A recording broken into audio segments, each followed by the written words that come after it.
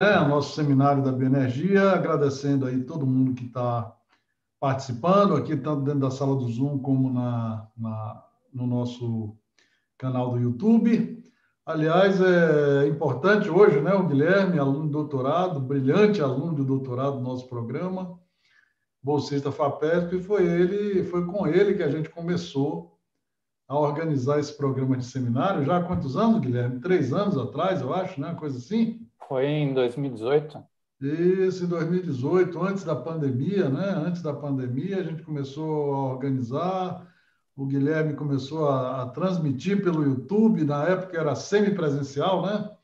Era. Transmissão pelo YouTube e na nossa sala lá não era uma sala de Zoom, uma sala presencial lá do NIP, mas o Guilherme foi fundamental para fazer com que esse sistema decolasse, né? Decolasse, a gente conseguisse realmente fazer. Era um pouco mais complicado, né? Era filmando a pessoa. E quando eu fico pensando assim que a gente não tinha Zoom, não tinha Meet, não tinha nada disso, coisas que hoje parece que sempre fizeram parte do nosso dia a dia, né? Pois Então, é. Guilherme, eu Difícil vai ser queria que. voltar para o presencial, né? Pois é, exatamente. A gente vai voltar para o centro presencial, para alguma coisa assim. Mas eu acho que, como era antes, não vai ser mais. A dinâmica agora é incrível, né? É muito maior. De forma, Guilherme, que é muito bom mesmo ter você, alunos excepcionais do nosso programa, né, de bioenergia, jovens alunos, começando aí as suas carreiras e já tendo feito tanto. Você também que foi representante dos alunos, né, mostrando que dá para fazer tudo, dá para fazer tudo, dá para fazer pesquisa de alto nível. Foi para bom, eu quero que você, na realidade, antes que eu comece a falar muito de você, né, as coisas que sua mãe me disse para falar, eu quero que você se apresente, explique aí quem você é, né? Como é que estão as coisas, o que é que te trouxe para a bioenergia. Fala um Beleza. pouquinho. Guilherme, muito bom, manda bala. Eu já sabia que você ia pedir para me apresentar. Eu preparei uns slides aqui antes de começar a apresentação para mostrar um pouquinho da minha trajetória. Bom, primeiro eu queria agradecer a presença de todos e, inclusive, a divulgação que o Gonçalo fez lá no LinkedIn. Muita gente veio me adicionar na rede e eu acho que vai ser uma apresentação legal hoje. Espero atender a expectativa de todos. Bom, basicamente eu vou falar. Meu nome é Guilherme, né? Para quem não me conhece. Vou falar hoje um pouco de biomassa residual de colheita e eu vou falar o caso específico do eucalipto, apesar de eu trabalhar com outras biomassas também. Bom, eu entrei no doutorado de bioenergia em 2017. Eu desenvolvo minha pesquisa lá no NIP, né? Não está aparecendo o nome aqui, está aparecendo só o N. E, infelizmente, já faz um tempo já que eu não vou para lá por conta da pandemia e também do doutorado de sanduíche que eu fiz no exterior. Mas, enfim. Eu sou orientado pela professora Carla Cavalheiro, que é a professora do programa de bioenergia, e co-orientado pela professora Marina Dias, que é a professora lá da Unifesp. Mas ela trabalhou muito tempo no CTBE, inclusive no desenvolvimento da biorefinaria virtual. Bom, a minha área de pesquisa é design e simulação de biorefinarias e avaliação de ciclo de vida, performadas em conjunto. E o tema da minha tese é a produção de etanol e coprodutos a partir de resíduos de colheita. Daí, no caso, são os resíduos florestais de eucalipto, que vai ser o destaque de hoje, e também a palha de cana-de-açúcar. Eu sou bolsista da FAPESP, por conta do projeto temático que eu estou inserido. E agora eu vou falar um pouquinho do projeto temático, para fazer uma propaganda, né? Tem esse título grande aqui, mas ele basicamente trabalha na produção de etanol a partir de oligosacarídeos como intermediários, e isso envolve uma série de desenvolvimento de enzimas e micro-organismos. Inclusive, vários professores do Bioenergia, como a Rosana e o Gustavo Mokaitis, e o Marcos Forte, eles estão nas equipes dos grupos de trabalho do nosso temático. A gente tem aqui a equipe brasileira com o trio Maravilha aqui, que é do nosso programa de bioenergia. E lá no Reino Unido é pela Universidade de Bath, de Aberystwyth, e da Imperial College. E é coordenado aqui no Brasil pela professora Thelma Frank e lá na Inglaterra pelo professor David Leake. Bom, daí isso inclusive me deu uma oportunidade de fazer o doutorado de sanduíche em 2019 lá na Universidade de Bath. Parece que eu voltei por causa da pandemia, mas não, foi sorte mesmo. Eu voltei um mês antes de começar os lockdowns e fechar a fronteira, então eu dei bastante sorte de voltar exatamente na hora certa. Lá eu fui orientado pela professora Marcela McManus, que é uma referência na área de ACV, e orientado pelo coordenador do projeto na área de lá. Eu fiz algumas visitas técnicas para as universidades parceiras de lá, para poder conhecer o pessoal. E nesse período que eu tive lá, eu avancei bastante no desenvolvimento dos inventários de ciclo de vida que eu fiz, e também uma avaliação preliminar dos impactos. Mas agora, voltando um pouquinho no tempo, eu fiz graduação em Engenharia Química na Unicamp. Lá eu aprendi muito conteúdo de modelagem de equipamento, análise técnico-econômica e por aí vai. Inclusive, eu aprendi bastante sobre o simulador de processo que eu uso hoje, que é o Aspen. Mas que, apesar de não ser parte do curso, ele era sempre ensinado em paralelo nas disciplinas. Dependia muito do professor. E, apesar de eu trabalhar com um impacto ambiental na parte de ciclo de vida hoje, eu não aprendi praticamente nada sobre isso durante a graduação. Então, foi tudo desenvolvido durante o doutorado. E acho que o mais importante aqui é que eu não sou engenheiro florestal. Então, eu queria baixar um pouco a expectativa do pessoal. Se eu falar algum termo técnico errado, vocês podem e devem intervir. Ou algum processo que eu tenha uma percepção equivocada sobre ele. Mas eu dou o meu melhor para não falar besteira aqui na frente. E durante a graduação eu fiz iniciação científica lá no laboratório do Síncroton. Eu fui orientado pelo professor Reginaldo lá da FEC e pela pesquisadora lá do LNLS, a Cristiane Rodin. Lá eu trabalhei com síntese de catalisador heterogêneo e também com ensaio cinético de conversão de glicose, que já tem um pezinho aqui na bioenergia. E, por incrível que pareça, eu recebi 2 prêmios de mérito científico por essa pesquisa. Uma foi no Congresso de Iniciação Científica da Unicamp e outra foi no Congresso Brasileiro de Engenharia Química na parte de iniciação científica. Isso me abriu porta para muitas oportunidades, inclusive o doutorado, mas principalmente para o estágio que eu fiz no final da graduação, foi lá na ROD, e eu integrei a equipe de pesquisa e desenvolvimento em processo. Lá eu aprendi muito sobre Aspen. Basicamente, tudo que eu fazia tinha um pé no Aspen, na parte de design e simulação. Também fiz muita modelagem de dimensionamento de equipamento, análise técnico-econômica de novas tecnologias. E lá eu tive um projeto individual que era para identificar oportunidades de separação de membranas para separar misturas dentro da planta. E isso, inclusive, gerou o meu TCC, que foi a parte de pervaporação para obter etanol anidro. Então, meio que o background para poder entrar no doutorado estava pronto. E daí aqui, voltando para o presente agora, né? Algumas atividades extracurriculares que eu fiz. Uma foi, eu participei do comitê de organização do Simpósio de Bioenergia em 2017, logo quando eu entrei. Eu participei da escola da FAPESP do Nexo Água, Alimento e Energia em 2018. Foi uma experiência muito legal. Eu fui representante discente aqui do programa em 2018 e 2019. Lá eu participava das reuniões da comissão e também fazia algumas reuniões periódicas com os alunos para levantar demanda. E, por último, e não menos importante, esse seminário aqui que a gente está tendo, eu estava lá no comecinho fazendo a organização inicial das palestras, tive que aprender como faz a transmissão pelo YouTube e por aí vai. Inclusive, eu acho que eu sou o primeiro apresentador que apresentou 2 vezes aqui no seminário de bioenergia, mas só que, não por coincidência, minha apresentação foi a última antes de começar a ser transmitido pelo YouTube. Porque não tinha como, né? Eu apresentar e gerenciar a transmissão ao mesmo tempo, acho que ficava um pouco difícil. E nem tinha muita gente na sala, acho que tinha o Gonçalo, meu orientador, e mais uns 3 ou 4. Incrível a dimensão que tomou agora, né? Bom, agora sem mais delongas, né, vamos ir para o que interessa. Vamos falar do eucalipto. Bom, a cultura do eucalipto aqui no Brasil, basicamente 77% das florestas plantadas são de eucalipto. Uma produtividade média de 35 metros cúbicos por hectare ano. Aqui o estado de São Paulo é o segundo maior produtor do país, com 1,2 milhões de hectares. que dá aproximadamente 17,5%. A gente só está atrás de Minas Gerais. Alguns anos atrás a gente era o terceiro, porque o Mato Grosso do Sul estava na frente, mas teve um aumento aqui na área plantada em São Paulo. E acontece que os resíduos podem corresponder a até 30% da produção de madeira. Dessa referência aqui que eu peguei do professor Adriano. Mas esse número aqui ele pode variar bastante, inclusive ele vai ser tema de alguns slides lá mais para frente. Bom, agora falando um pouco do que são esses resíduos florestais, cada etapa da cadeia produtiva apresenta a sua própria gama de resíduos.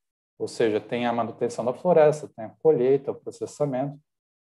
E nesse caso específico, a gente vai falar dos resíduos da colheita do eucalipto, que eu vou chamar de RC daqui para frente. Dentre esses resíduos, nós temos os resíduos lenhosos, que são galhos, ponteiros, árvores finas, tocos.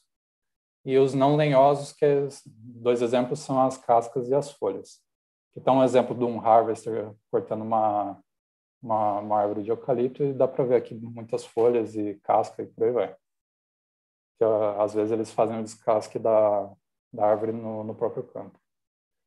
E esses números de geração dos RC e a proporção entre essas frações aqui que eu mencionei, elas variam muito ao longo da literatura. Alguns exemplos são, por exemplo, de resíduos totais, ou seja, a porcentagem de resíduo em relação à produção de madeira. Um valor médio aqui de resíduo lenhoso seria 2 a 8%, que o Celso Folker colocou no relatório dele de 2007, mas pode ser 11,7%, pode ser 6%, 24,7%, então depende muito do manejo da floresta. E a proporção de resíduo lenhoso para não lenhoso pode variar bastante também, pode ser 75%, 50%, 52% e por aí vai. Bom, e também tem aquele debate da cobertura do solo versus a retirada do resíduo, né?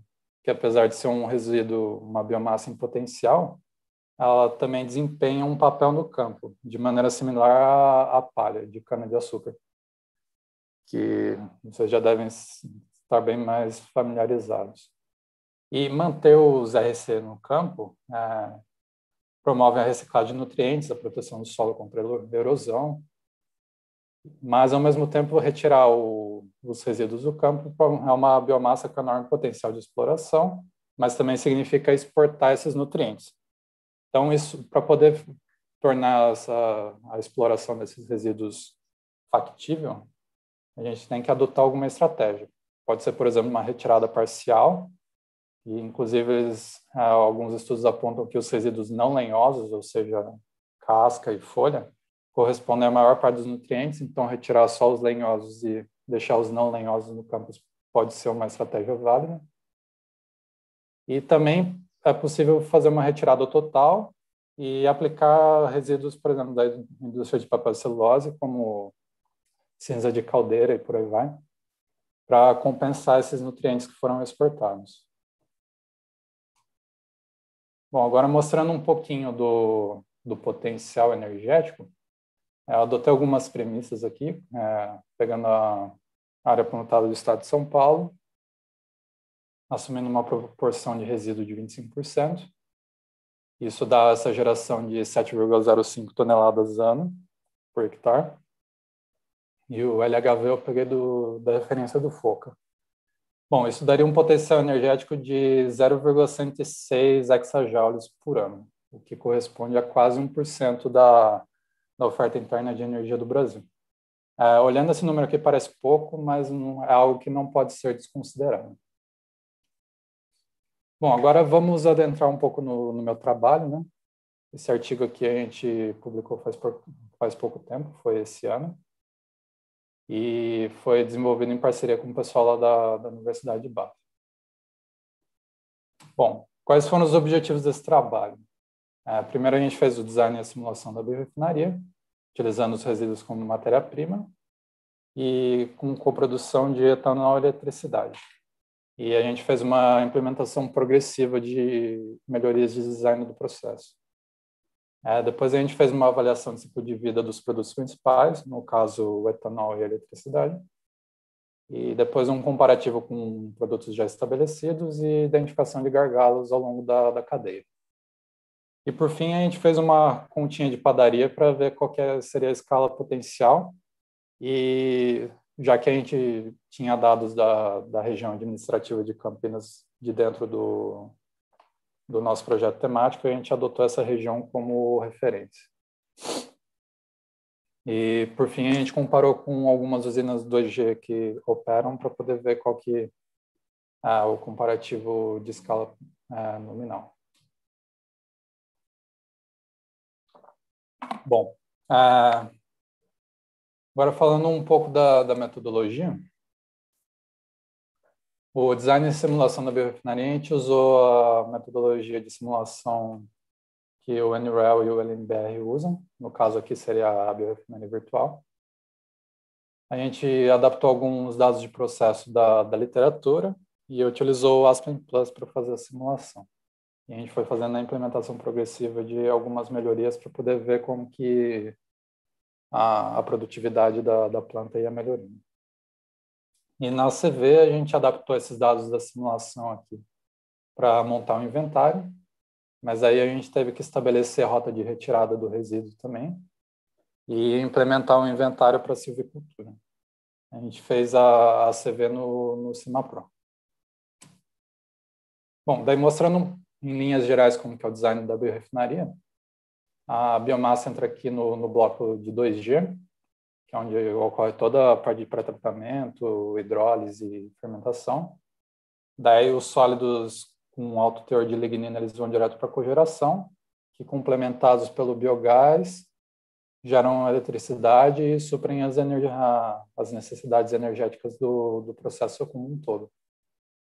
E aqui na purificação, o vinho, o mosto da fermentação, ele vai para a purificação e produz etanol, tanto hidratado como anidro.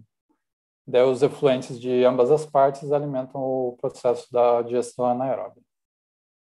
Daí nesse caso aqui seria o licor de pentose e aqui seria a vinhaça da destilação. Bom, as fontes de dados do nosso processo, a gente usou uma série de estudos por esses autores australianos aqui. Por quê? Porque eram dados bem completos e coesos, ou seja, dava para tirar um balanço de massa com todos os dados que a gente precisava. E também eles fizeram muitos experimentos em escala piloto, otimizando algumas variáveis. Então, meio que a gente já tinha um dado um pouco melhor que refletiria mais uma condição industrial do que se fosse um dado de bancada. E também eles incluíram algumas melhorias de processo, como alta carga de sólidos na hidrólise, que permite um teor maior de etanol no vinho. E também eles usaram aditivos para essa hidrólise que melhoram um pouco a performance da enzima. Bom, mas o único problema que a gente teve com esses estudos é que eles não eram exatamente resíduos de colheita de eucalipto. Eles usaram árvores de desbaste. O que é desbaste? Basicamente é uma derrubada de árvore para favorecimento do crescimento das demais, o que tem como objetivo reduzir a competição por nutriente, água e luz. Ele é mais usado quando a floresta não tem a finalidade da produção de papel e celulose, que pede um crescimento maior do tronco da árvore e por aí vai. O pessoal, essa parte que os engenheiros florestais podem estar achando que eu estou falando besteira, então peço para intervir se eu estiver falando alguma coisa errada aqui. Bom, mas por fim, apesar de ser uma biomassa distinta do resíduo de colheita que a gente está usando, tanto a composição lignocelulósica e a proporção entre fração lenhosa e não lenhosa, elas estavam bem próximas. Então, a gente considerou que, nesse caso, os resíduos de colheita teriam o mesmo desempenho, utilizando as mesmas condições de processo. Bom, agora falando um pouquinho do processo, o pré-tratamento ele é um pré-tratamento com 2 etapas. A primeira é com ácido diluído com ácido sulfúrico e, posteriormente, tem aqui a explosão a vapor. Daí tem a lavagem e o recolhimento do licor de pentose, que vai alimentar a biodigestão. E aqui a biomassa pré-tratada vai para uma sacarificação e fermentação simultânea. Aqui eles usaram um reator de pré-sacarificação, que, bom, teoricamente, usar uma fermentação simultânea, você quer diminuir o número de equipamentos, daí no fim eles usaram 2 da mesma maneira. Mas a vantagem que tem aqui é que o tempo de residência para essa clarificação é bem inferior ao de uma hidrólise enzimática comum. Normalmente, uma hidrólise enzimática é na casa de 48, 72 horas, aqui foi de apenas 24. E aqui no SSF tem a fermentação e a sacrificação de maneira simultânea, que daí tem o constante consumo de glicose, e isso faz deslocar o equilíbrio e gerar um teor de etanol maior no final, que facilita a destilação. E daqui os sólidos exauridos eles vão direto para a caldeira para química. Bom, daí mostrando alguns resultados, o nosso caso base ele não tem a digestão anaeróbica, então parte da biomassa inicial tinha que ser desviada para a produção de energia. Isso gerava um excedente de eletricidade aqui não muito expressivo. E aqui, só para avisar vocês, é que tem que somar os dois, tá? São 2 produtos distintos. Não é ou um ou outro, são os 2 ao mesmo tempo. Mas ao implementar a digestão anaeróbica, a gente elimina essa necessidade de desviar a biomassa e já aumenta significativamente a quantidade de etanol produzida e também o excedente de eletricidade.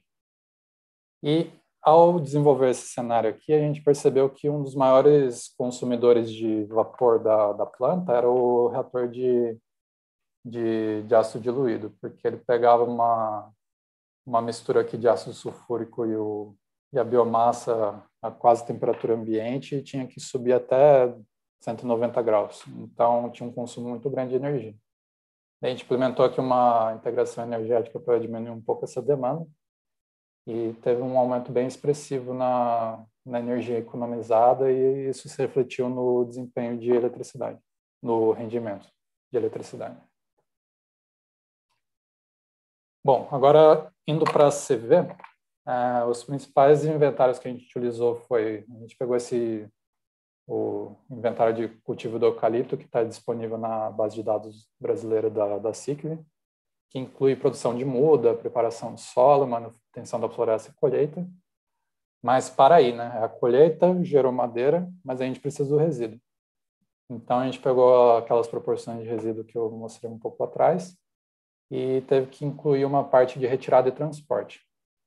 Esse estudo aqui é de Portugal, que lá eles têm uma silvicultura bem desenvolvida, eles usam bastante eucalipto, tem muitas usinas termoelétricas a serem implementadas que usam resíduo florestal como matéria-prima.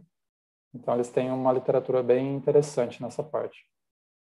E esse estudo aqui de ACV que eu utilizei, ele mostra diversas rotas, e eu escolhi 2, que uma é o baldeio do resíduo solto e outra é um adensamento dele. Eu vou falar isso com mais detalhe mais para frente. A biorefinaria em si, eu adaptei as simulações do Aspen, eu utilizei com as 2 melhorias que a gente propôs. A matriz elétrica brasileira, eu adaptei o inventário que tinha no Equinvent para refletir o balanço energético nacional de 2020.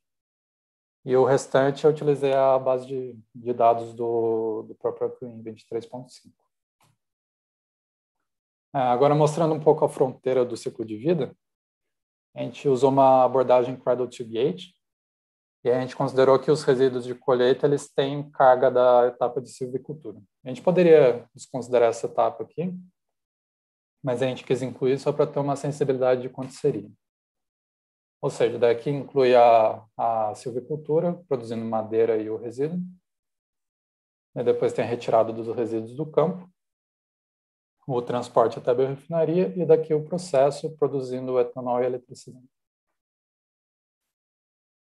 Bom, daí a biorefinaria, a gente fez uma subdivisão do sistema, então fica bem complicado aqui, mas aqui a gente tem a etapa do 2G, entrando produtos químicos, a biomassa, enzima, água, tem as emissões da fermentação, o vinho vai para a purificação, produz etanol de second grade, e o etanol hidratado, tem a vinhaça.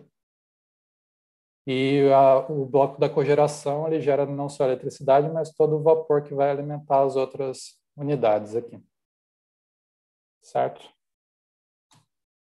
Bom, agora mostrando um pouco as rotas de retirada que eu mencionei, a gente comparou duas rotas, uma é essa LFCR, que nada mais é que um baldeio do resíduo bruto, e daí tem uma picadora no próprio campo para poder gerar o cavaco, e esse cavaco que vai ser transportado até a biorefinaria. E aqui no BCB é um adensamento com um forwarder modificado, que gera um bloco denso de resíduo florestal, e daí esse bloco é transportado até a biorefinaria e a picagem ocorre lá. Daí acontece que, como vocês podem ver aqui, o baldeio bruto ele tem indicadores menores em todas as categorias. Isso se deve porque esse adensamento ele exige muito combustível, muito diesel queimado. Então, acaba elevando bastante as emissões da atividade. Mas o estudo que eu usei como referência aponta que esse adensamento ele é mais econômico porque ele otimiza o transporte. Então, tem aí um trade-off que deve ser levado em conta na hora de escolher uma das duas alternativas. Como o nosso estudo é de ACV, a gente escolheu a alternativa que tinha menores impactos ambientais, que é o baldeio bruto, com a picagem no campo. Bom, agora mostrando um pouco o perfil de impacto do etanol hidratado, eu vou mostrar o hidratado porque o anidro ele é basicamente isso, só que adicionando a etapa da desidratação. As enzimas elas se mostraram que é esse rosa aqui, que é a maior parte da maioria das categorias, se mostraram um input com grande impacto agregado. Mas a gente observa também que a etapa de silvicultura, que é essa verdinha aqui, é a primeira de todas as categorias, se a gente for considerar elas têm um impacto significativo e próximo às atividades de retirada, que são esse vinho aqui do lado. Então, por exemplo, se a gente fosse olhar o Global Warming Potential, a etapa de silvicultura é apenas um pouquinho menor do que a de retirada dos resíduos. Mas ainda ela é tipo 10% do indicador total. Mas, por fim, as emissões da cogeração e o uso do aditivo na hidrólise, ou seja, essa Biorefinery Activity aqui, que é esse último, e o aditivo, que é esse verde mais escuro, eles são bem significativos e eles contribuem bastante, em especial essas aqui que estão associadas à emissão de particulado, como formação de ozônio troposférico, depressão da camada de ozônio, emissões de material particulado e por aí vai. Bom, agora fazendo uma análise comparativa, esse primeiro aqui, o azul, é o nosso etanol, o laranja é o inventário de uma usina otimizada do lado do CTBE, e esse último aqui é o etanol de milho americano. A gente observa que os maiores impactos do etanol a partir de resíduos de eucalipto, eles ocorrem nas categorias onde ou as emissões da cogeração elas são bem significativas, ou, por exemplo, nessas aqui que as enzimas elas têm uma parcela muito grande do impacto. Mas a gente teve as melhores performances em depressão de ozônio estratosférico, que é essa segunda categoria aqui, e acidificação de solo. E o nosso GWP, só para dar um número para vocês, é de 35,5 gramas de CO2 equivalente por megajoule, que está bem próximo aqui do etanol 1G de cana. Mas esse número aqui dá para melhorar, tá? A gente precisa dar uma revisada nos inventários de enzima, mas eu vou dar mais detalhes disso mais para frente. E aqui uma análise comparativa da eletricidade. Aqui a coisa muda um pouco de figura porque os nossos indicadores para eletricidade eles são bem maiores na maioria das categorias. E a gente usou como comparativo a cogeração com bagaço e a eletricidade da matriz brasileira. A gente apresenta as maiores categorias na maioria das categorias, os maiores indicadores na maioria das categorias, mas pode ser que a gente tenha uma possível distorção devido ao método de alocação que a gente adotou, porque a nossa proporção de produção de eletricidade ela é bem maior do que uma usina 1G, que é nesse caso aqui da cogeração do bagaço. O nosso é mais ou menos 65% em energia vai para o etanol e 35% vai para a eletricidade. Então, acaba puxando bastante os impactos para a eletricidade. Mas, assim como o etanol, as enzimas têm bastante influência nesses resultados aqui que a gente está observando. Principalmente nessa parte aqui de ecotoxicidade, da nossa saúde humana. Bom, agora eu falei tanto de enzima, agora vamos entrar um pouco mais de detalhe nisso, né? Isso foi algo que chocou bastante a gente, né? Porque vários estudos de etanol 2G, eles não consideram a enzima como input e a maioria, a justificativa é que não é significativo. A gente viu que isso não é verdade. Então, a gente pegou o inventário lá do EcoInvent, que foi o que a gente usou, que é esse azul aqui, e a gente pegou outros 3 só para comparar, para ver quais são as diferenças. E como vocês podem ver aqui, esses 3 aqui são de dados da Novozymes que estão disponíveis nessa USLCI, que é uma base de dados de inventário de ciclo de vida dos Estados Unidos. Pode ver que tem categoria de impacto que as enzimas da Novozymes nem se expressa, basicamente.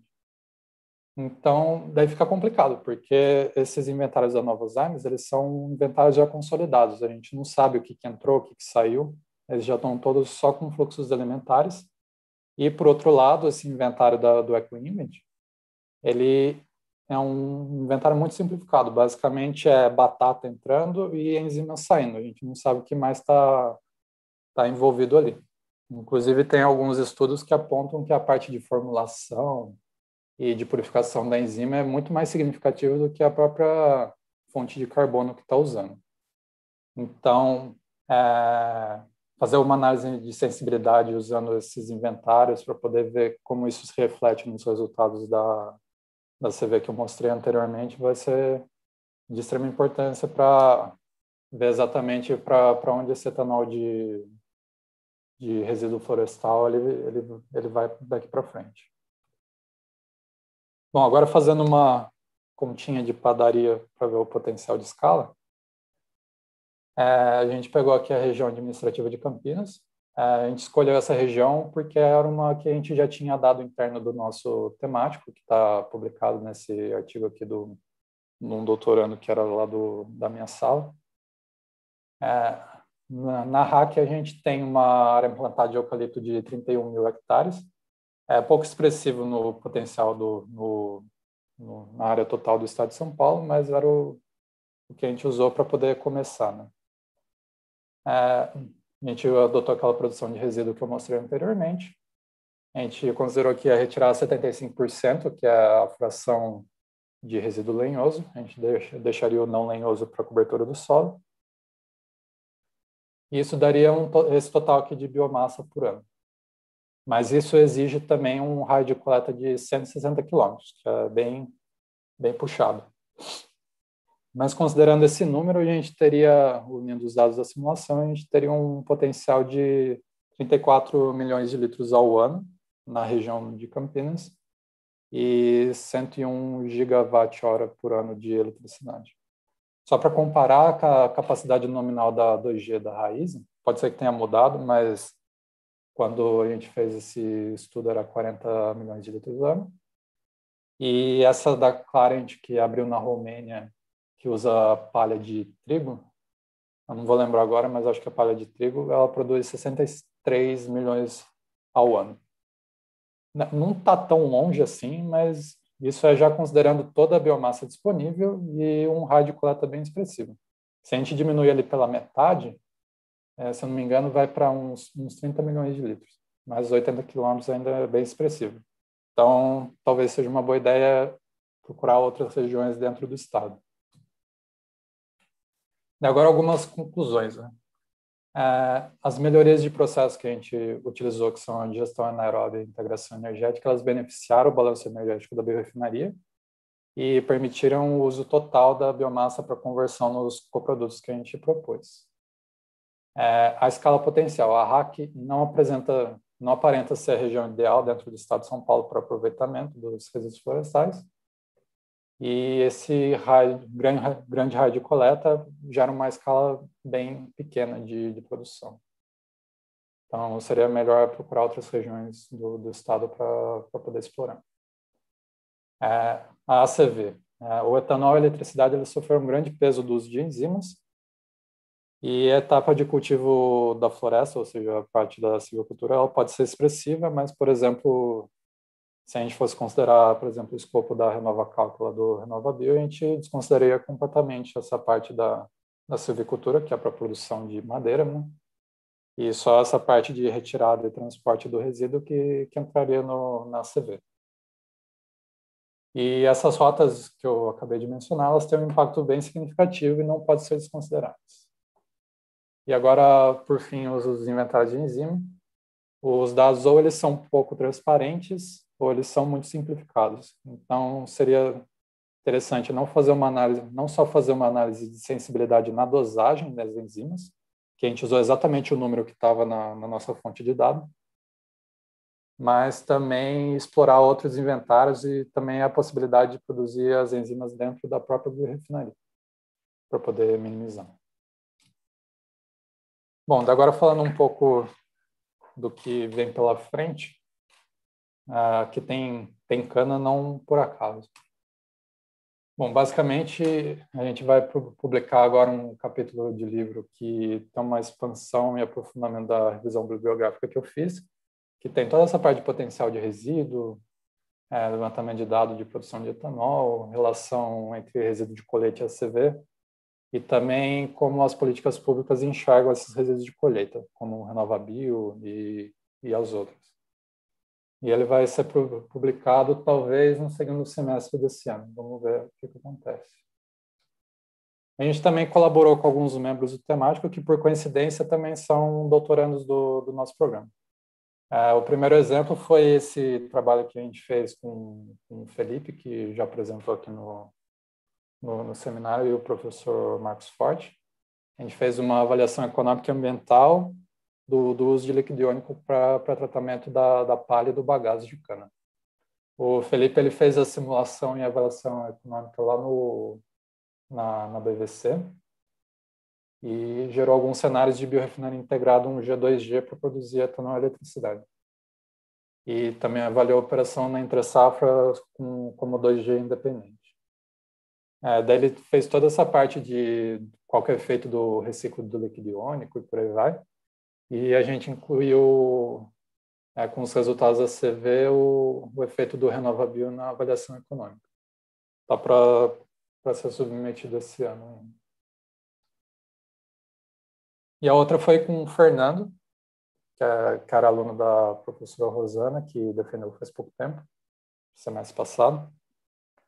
E a gente também fez uma avaliação econômica e ambiental, eu fiquei responsável pelo ambiental, mas agora seria a produção de oligosacarídeos a partir da palha, e não etanol e eletricidade. O Fernando ele fez a simulação e avaliação econômica no SuperPro, e a gente avaliou a produção de oligosacarídeos usando aquelas enzimas proprietárias que eu mencionei que o nosso temático está desenvolvendo. Daí a gente avaliou o potencial econômico desses produtos, que inclusive essa aqui nem tem mercado definido ainda. E a gente identificou também onde estavam os hotspots ambientais dentro do processo, porque caso tenha algum scale-up ou algo do tipo, a gente sabe onde focar a atenção, né? Ele foi submetido no ano passado e atualmente está na segunda revisão. Bom, a gente também tem algumas publicações planejadas. Primeiro eu vou fazer a avaliação dessa produção de enzima dentro da própria biorefinaria para ver qual que é o efeito e também dar uma explorada em mais inventários, porque como é um gargalo muito grande na nossa CV, a gente precisa ver qual que é a melhor abordagem para isso. Daí a gente vai comparar a produção de enzimas dentro da biorefinaria, usando a própria biomassa como matéria-prima, versus comprar do fabricante, né? Daí esse comprar do fabricante envolve um monte de inventário que a gente vai ver qual que é o mais adequado. A gente está bem avançado nesse aqui, a gente está pensando em submeter nesse semestre. Já está acabando, né? A gente está no último mês do semestre, vamos ver se vai dar tempo. A gente tem um artigo em colaboração também dentro do próprio temático, que daí eu vou utilizar todo esse layout de processo, de ACV para as rotas que a gente desenvolveu no próprio projeto, envolvendo um pessoal lá da parte da equipe britânica. E, por fim, eu vou fazer uma ACV avaliando diferentes pré-tratamentos aplicados à palha. A gente já tem 3 cenários prontos e a gente vai incluir mais um utilizando os dados de processo do Felipe. Mas a configuração ainda vai depender dos resultados desse aqui. Se a gente vai incluir a produção de enzimas dentro da biorefinaria ou não. Bom, daí alguns apelos finais, né? Falando um pouco fora da minha pesquisa, eu já falei isso numa reunião do Bioenergia, mas a gente está dentro de um programa de doutorado interdisciplinar, né? Então, eu enxergo, pelo menos, que nós, como alunos do programa de bioenergia, a gente, ao invés de adentrar muito na nossa área de pesquisa, a gente aprende bastante sobre ela, mas a gente enxerga mais como a gente se encaixa no todo. E também que a pesquisa interdisciplinar é mais robusta e apta a resolver esses problemas complexos, porque problema complexo exige solução complexa. E se você é especialista só em uma área, você não vai conseguir resolver o problema sozinho. Então, eu acho que colaboração entre os alunos do programa deveriam ser mais frequentes e incentivadas, como esses exemplos que eu mostrei anteriormente. Que, por sorte, deu certo porque estava dentro do projeto, mas acho que podia ter um pouco mais de atenção nessa área. Bom, e a outra é que o RenovaBio pode trazer um novo interesse ao etanol 2G, né? Porque, na teoria, o etanol 2G tem uma pegada de carbono inferior, então isso gera mais CBio. E esses resíduos de colheita eles podem ser eximidos do impacto da etapa de cultivo da biomassa. Como todos sabem, a maior parte do impacto do etanol 1G de cana. Mas a gente não pode achar que a batalha está ganha só com isso, porque a gente tem as etapas posteriores, né? Tem retirada, o processamento, que envolve todos esses insumos que não tem no etanol 1G. Então, tem que ver o trade-off. E, por fim, esses resíduos de colheita de eucalipto com biomassa, eles têm um grande potencial energético, apesar de bem inferior da palha de cana, mas ainda é um potencial expressivo. Mas ele necessita o estabelecimento dessa cadeia logística que eu mencionei. É tudo novo e precisaria ser implementado. E, ao mesmo tempo, a gente tem uma bibliografia bem tímida quando comparado à palha dessa parte de dados de processo, então talvez seja algo a ser incentivado. Bom, e por fim, eu agradeço a todos vocês pela presença e pela atenção. No comecinho aqui eu fui financiado pela CAPES, mas é porque a minha bolsa demorou para sair. Mas, no fim, a bolsa da FAPESP é atrelada ao projeto temático. Está aqui o meu e-mail pessoal, o e-mail da Unicamp, e quem quiser me adicionar no LinkedIn, fica à vontade também. Excelente, Guilherme. Eu tenho alguns comentários, mas eu vou começar aqui com uma pergunta já do Erwin aí. Se você acha que a precisão atual da RenovaCalc pode ser aprimorada, né? Considerando qual seria a expectativa de precisão que temos hoje no RenovaCalc para chegarmos a um CBio. E ele pergunta também se esses materiais estão disponíveis. Cara, vamos por partes. Esse material, você diz o artigo? Basicamente Isso mesmo. Tá. Todos esses dados que eu apresentei hoje, eles estão nesse artigo aqui. Deixa eu mostrar aqui. Guilherme, eu vou te pedir até para você passar esse artigo no nosso grupo lá da Bioenergia, beleza? Eu vou mandar o link depois. Por favor, para que o pessoal tenha. Isso é esse aqui. Isso. E aí, Guilherme, eu acho que essa sua pergunta é muito importante. Quer dizer, se essa rota amadurecer, com certeza é uma rota que se torna elegível, né, para ser colocada dentro do Renova Calc. Muito importante. Guilherme, eu queria fazer um comentário sobre as enzimas. Sim.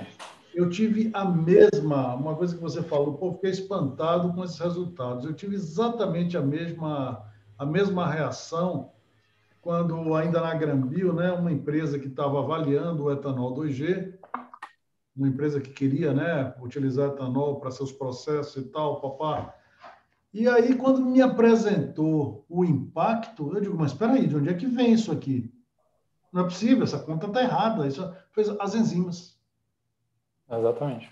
Rapaz, eu fiquei... Mas quando você para pensar, realmente, hoje em dia as enzimas são produzidas em outro lugar do mundo, em um lugar com material, um monte de material em reatores, né? De grau quase farmacêutico, com um custo de pesquisa de pesquisadores enorme, com matéria-prima extremamente cara, não abundante, um custo, um controle, um isso, um aquilo, mas no Consumo fundo energético também, né? Que um consumo inclui energético não renováveis. gigantesco.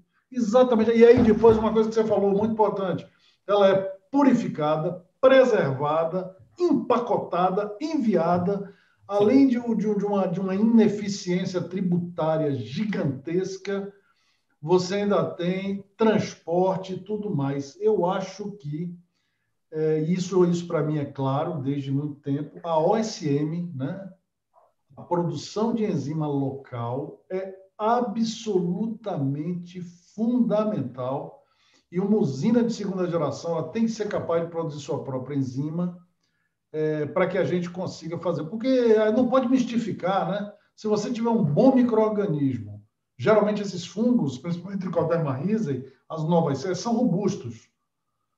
Você não precisa purificar nada, você pode pegar o crude, né, o inteiro e jogar lá dentro, vai funcionar do mesmo jeito, talvez até mesmo melhor. Sim. Então, eu concordo com você, com essa sua análise. Eu tenho algumas observações que eu acho que são relevantes. Primeiro, excelente trabalho, é esse tipo de trabalho que a gente precisa para que a gente comece a colocar, primeiro, oferecer ao setor produtivo opções. Eu tenho certeza que uma empresa de eucalipto, ao olhar isso aqui, ela vai dizer, opa, peraí, como é que é isso aqui? Vamos ver o detalhe, vamos entender como é. Isso aí é de extrema importância, Guilherme. É isso mesmo, a quantidade de matéria-prima que a gente no Brasil joga fora é incrível. É incrível. É o problema da abundância. Você pensar que todo esse material que está no campo, ele vai simplesmente virar metano ou CO2 através do processo normal, sem mitigar nada, né? Eu tenho algumas perguntas específicas. A primeira, eu vi que a sua unidade produz, a simulação que você fez, né, uma unidade que produz biogás, que eu acho que é Sim. fundamental. Tem até um seminário daqui a pouco sobre biogás, para falar dessas oportunidades. É uma loucura o Brasil produzir tão pouco biogás, com tantas oportunidades que tem. Mas aí eu vi que você, na hora que você botou as suas máquinas agrícolas para operar, na colheita, eram máquinas agrícolas a diesel. Como é que fica essa conta se você colocar a máquina agrícola a biogás e outra coisa? Você chegou a tentar fazer qual seria o custo do seu etanol 2G? Você chegou a tentar uma análise econômica disso aí? Então, a análise econômica está pendente ainda porque são outras pessoas do temático que estão responsáveis por essa parte. Mas eu acredito que até o fim ela vai sair. Mas eu não cheguei a fazer. Mas e outra coisa, essa utilização do biogás nas máquinas agrícolas, nem sei se dá para chamar de máquina agrícola porque é floresta, né? Eu não sei qual que é o termo seria. Mas daí teria que ter toda essa parte de substituição do maquinário, né? Mas com certeza teria um ganho bem expressivo, porque toda essa parte de transporte e de retirada do resíduo, principalmente essa parte de adensamento, que tem um consumo energético bem grande, se tivesse algo renovável associado a essas atividades, seriam bem benéficas. Mas, inclusive, outra coisa que daria para melhorar nesse perfil de impacto que eu apresentei seria dar uma investigada melhor no perfil de emissão da cogeração, porque o perfil que eu utilizei foi o mesmo que estava no inventário do CTBE para a usina 1G, mas ele é para queima de biomassa sólida. E quando a gente olha para o meu processo, acho que 60% da energia que vai ser fornecida na cogeração vem do biogás, que tem um perfil de emissão completamente diferente, quando comparado a uma queima de sólido. Somente essa parte de material particulado, por aí vai. Mas aí teria que ter um dado um pouco mais específico para poder bater o martelo e falar, ah, não, é esse aqui. Então, é mais um ponto para melhorar. O Fabrício está te perguntando aqui, acho que essa pergunta também eu ia fazer. Por que o pessoal não utiliza isso aí para levar para a produção de energia elétrica das próprias usinas que são tão demandantes, né, em eletricidade? Uhum. Então, as usinas de papel e celulose, elas são, eu posso estar falando achismos aqui, mas boa parte delas são autossustentáveis em energia, mas tem toda a parte do licor negro que eles usam como fonte de energia e também o resíduo que é gerado na hora do beneficiamento da madeira quando entra no processo. Então, eu acho que elas conseguem viver sem o resíduo florestal, porque é difícil tirar do campo. É algo que demandaria outro maquinário, porque eles vivem um gerenciamento bem rígido, né? Faz a colheita e já planta muda, já, basicamente. Eles esperam o resíduo secar. Inclusive, a gente chegou a fazer uma visita numa floresta da Suzano, e todo esse material lenhoso que eu mencionei, eles pagavam um valor simbólico lá por hectare para uma cooperativa ir lá e catar na mão todo o resíduo lenhoso que estava lá para produzir carvão vegetal. E eu acho que esse deve ser o caso de poucos, assim. Mas, recentemente, a gente teve uma iniciativa nessa parte, da Eldorado, lá do Mato Grosso do Sul, que eles abriram uma usina termoelétrica usando resíduo florestal. Mas eu cheguei a pedir dado para eles e eles não podiam passar, então não sei exatamente o que eles fazem. A gente tem no nosso curso de bioenergia uma bolsista que trabalha lá, na Eldorado. Não é? Você pode conversar com ela e o pessoal que está fazendo lá essa área de inovação também tem ligação com a gente, com o curso, e a Eldorado é uma empresa extremamente ambiciosa do ponto de vista de desenvolvimento e inovação tecnológica. Então, essa sua resposta aí é bem dentro do que eu imaginava. Porque, olha, eu penso assim, a gente tem excesso. Quando você tem excesso, você não maximiza. A gente teve um trabalho grande aí por muitos anos como empresa também do setor de floresta, e aí eu vivi uma coisa interessante. Esse setor, eles gastavam alguma coisa como 5 mil, eu vou chutar que eu não me lembro mais o número direito, tá? 5 milhões com a parte contratavam empresas, né, para cuidar da parte de rejeito, isso e aquilo, parará. 5 anos depois, eles estavam ganhando 10 milhões vendendo esse mesmo rejeito. Vendendo esse mesmo rejeito. Ou seja, rejeito é coisa de nossa cabeça. Sabe como é que é? Rejeito, você bota um nome rejeito, o que você tem são coprodutos. Então, Exatamente. por exemplo, o que você falou, Guilherme, talvez para a operação tradicional da usina, que tem um monte de coisa, e eu vivi isso, o cara que gerencia um determinado setor da usina, geralmente o outro setor, o cara que gerencia o outro, é o pior inimigo que ele tem. Geralmente fica um conflito interno enorme. Então, seguramente, para você convencer alguém a fazer uma nova atividade que está fora da atividade dele, é complicado demais. E eu acho que isso aí é uma atividade que é uma atividade realmente nova, que na hora que você demonstrar vantagem econômica, e aí, Guilherme, sinceramente, botar número, botar valor, botar preço nesse negócio.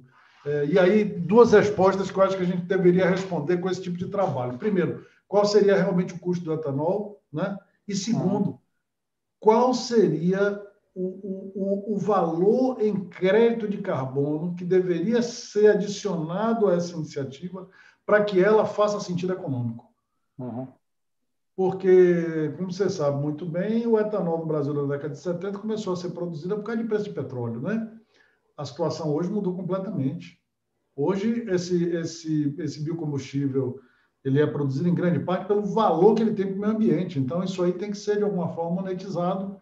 E eu acho que a gente entender, né, onde é que essas biorefinarias estão hoje, do ponto de vista de custo, e o que é que elas precisam de fazer para serem competitivas via esses incentivos, que em breve não serão mais incentivos, serão uma moeda, né, serão coisa do dia a dia. Isso é muito importante mesmo. Guilherme, a gente tem 4 minutinhos. De novo, eu não esperava menos de você. Você ainda vai dar, né, Obrigado. além.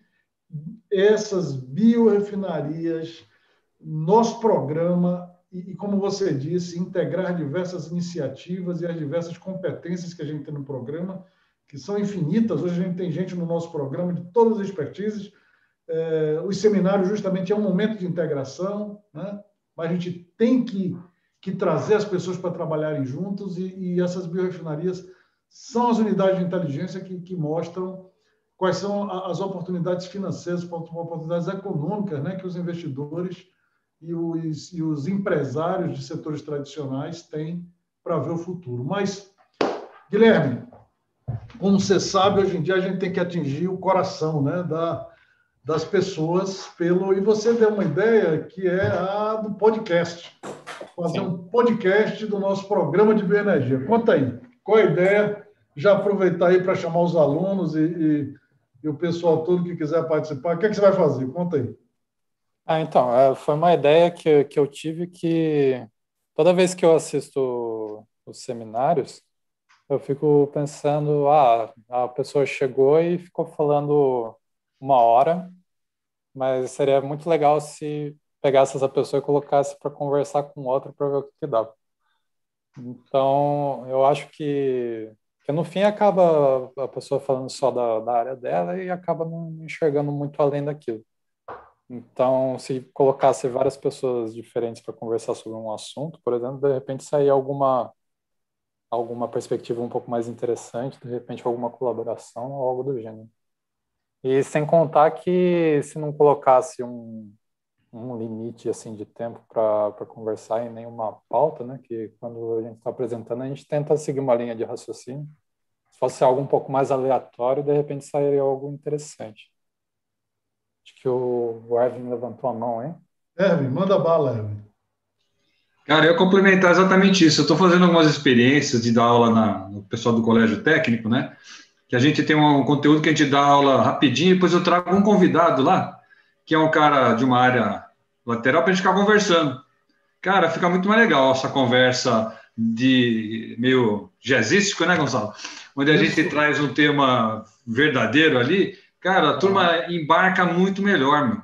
O embarque da turma é muito mais ativo, né, do quem está assistindo isso, né? Abre espaço, né? Porque as ideias surgem, as pessoas colocam e vai acrescentando e vai embora. Acho que a ideia é fantástica. Viu? Eu concordo totalmente com você. Então, o Guilherme já vai ter aí essa incumbência de liderar aí. Quer dizer, incumbência não, isso aí foi ideia dele, a iniciativa dele, mas eu acho fantástico a gente ter um podcast para o programa de bioenergia. Guilherme, manda tinha que ser algo do programa, né? E convide os alunos, convide os professores, toque um pau. Vocês, eu acho que é uma complementação fantástica e tem uma vantagem também, né? E isso aí, hoje em dia, é incrível. As pessoas não querem perder tempo. Então, o tempo todo o cara está lavando o prato e ouvindo podcast, está tomando banho e está ouvindo podcast, está não sei o que lá, o podcast. O podcast realmente entrou no dia a dia, né? Que com o YouTube não dá para fazer, é pesado demais. Eu concordo, eu adorei a ideia, é incrível, né? Essa coisa da comunicação começou com o rádio, que muitos diziam que tinha ficado para trás, né, obsoleto, isso e aquilo. Voltou com tudo. A gente vê que o rádio né, é mais do que nunca. O rádio, assim como o livro, ele faz sonhar, ele faz imaginar o que está acontecendo, né?